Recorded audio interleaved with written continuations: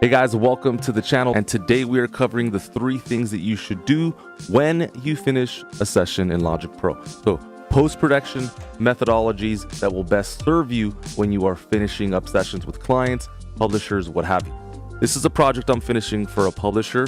We're in that post-production phase. I've rendered all the various files that I need to render, and now I want to know what else can I do to ensure that this session and my business is good now and in the future. All right, so we're in the post-production phase. You've rendered all your necessary files. This is ready to go to the publisher. What are some things that we can do to make sure that our sessions are safe and sound? All right, very first thing, go into File, Project Alternatives, and create what I like to call a B2A session, or a bounce to audio session. This is going to commit each and every track to audio, offloading CPU usage, but more importantly, creating audio files that you can access in the future. Let's say a plugin manufacturer goes out of business. I know that sucks, but it does happen. And let's say that you lose a license file or something. Now, if you simply go to File, Export all tracks as audio files, you can reclaim the sessions, maybe reconstruct the mix, and you are good to go. So that is the very first thing, creating a bounce to audio session. The second thing I highly recommend is to actually lock the session. So this is a very basic session, and one thing that you're not seeing in the background is that it's actually locked. What do I mean by that? If I hit Command I and I look at the properties page here, you can see that this session is physically locked.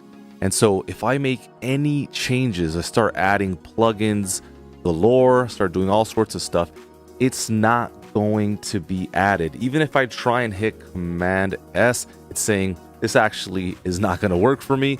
And so to safeguard a session, once you've worked on everything, finished the mastering, you've tuned the vocals, you've done everything you could do, now simply just lock the session to prevent you or anybody else from messing with your masterpiece. All right, and to wrap things up, let's say this test session was the final. You want to make sure that you back this up. This can be virtual, this can be external, however you want to do it. Make sure that you back this up not once, but twice. I see too many producers making the fatal mistake of not backing up twice, and it really is to their detriment. What if the hard drive actually falls out? What if it actually stops working? This actually happened to me a couple of days ago. I bought a new hard drive. I left it on for a couple hours just in case. Wanted to make sure that it wasn't faulty. And of course, it started spinning out of control. So back this up on one physical hard drive and then the other. You can see that I have 2 hard drives, one right there, the other right below that.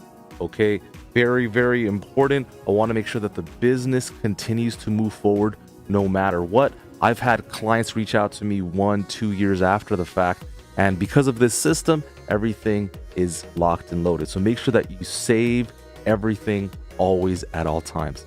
So just to reiterate, number 1, bounce to audio. Create a project alternative to ensure that you can access your files at a later date, in case you lose licenses, in case whatever.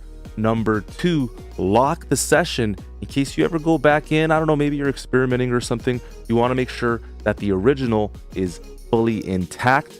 And then finally, number 3, make sure that you save externally or digitally the copy 2-3 times over. Just good practices for you to know. I wanted to thank you so much for the opportunity to be here. Let's keep moving forward. Let's keep going up. And of course, I'm going to catch you guys on the next one. Be sure to support the channel. We'll see you. Bye.